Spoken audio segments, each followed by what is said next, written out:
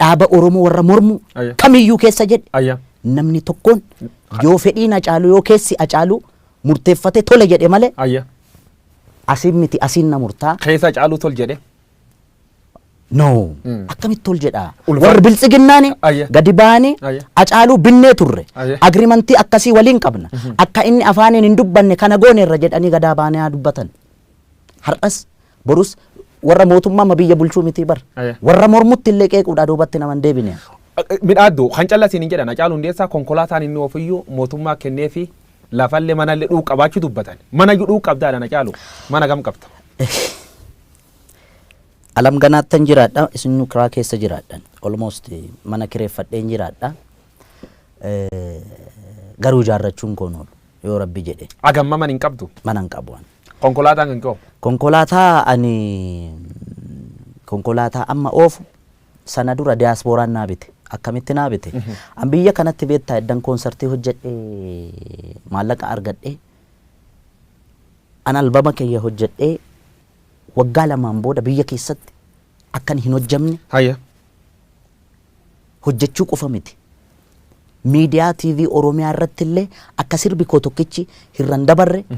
uggurame carraa Ameerikaa ittiin bahu argadhe Ameerikaa Awurooppaa Kaanaadaa Awustiraaliyaa irra deeme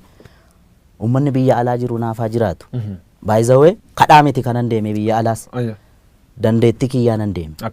ummanni koonsartii kiyya seene Hacaaluu gargaarraaf osoo hin ta'in Hacaaluu waan jaalatuuf Hacaaluudhaan intarteen taana jedhee seene ani immoo ummanni sun jaalala inni naa ibse hamilee inni naa kenne qofaa miti maallaqa seenee kaffalee seenee na laale Kaanaadaa deemee tuurii otoo gochaa jiru asii biyya irraa natti bilbilan abbootiin qabeenyaa Oromoo gara nama 5 moo 6 7 ta'us danda'u beekan maallaqa walitti buusanii sarpiraayizii na gochuudha makiina kan si bitan makiina kana bitan Hacaaluu Hundeessaa meeshaa birrii akkana fudhatee mana akkana qabaa waan akkana mootummaan tolchee fedhee oloolii miidiyaa hawaasa gubbaa bal'inaan sir deemu quba qabaachuu natti himtee turte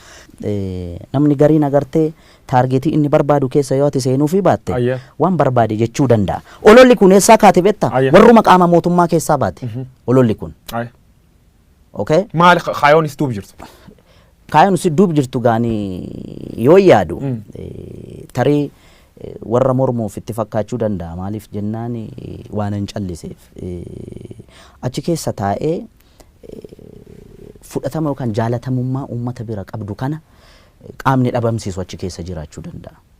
Ka mormu keessas hin jira, ka biyya bulchuu keessas hin jira. An kana sirriitti quba qaba beektaa. Garuu dantaan hin qabuufan hin callise malee agaruna. Amma waan jiraayyuu uummati beeksifte fuulduraaf namooti shakkii qaban artistoota waan garagaraa taasifama artistoota namooti bebeekamoon bu'aa dhuunfaatiin deebi'anii yoo dhuga uummata dhoksanii mul'ata kanaafuu artistoota shakkanii maqasanti baasan warra Hacaaluu Hundeessaa shakkuuf fuulduraaf Hacaaluun birriin jijjiiramaa jedhee fuulduraaf ka shakku hamma yattiin ka fuuldura maal dhaamtaaf maal jettaan beektaa hawwisoo keessatti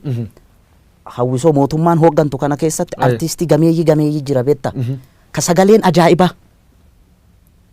biftuu Oromiyaa keessa jedhe burqaa burraayyuu jedhe hawwisoodhuma mootummaan akka aadaaf turizimii of jalatti qabate artistoonni achi jalatti jiran hacuucamaadha beektaa artiin muudii barbaada artiin ayyaana qabdi beektaa dabballeen gaafa kana godhi gaafa misooma irratti sirbi gaafa maaloo irratti sirbi gaafa maaloo irratti sirbise gaafa siin jettu ati artistii miti beektaa amma wanti nurratti raawwatamaa jiru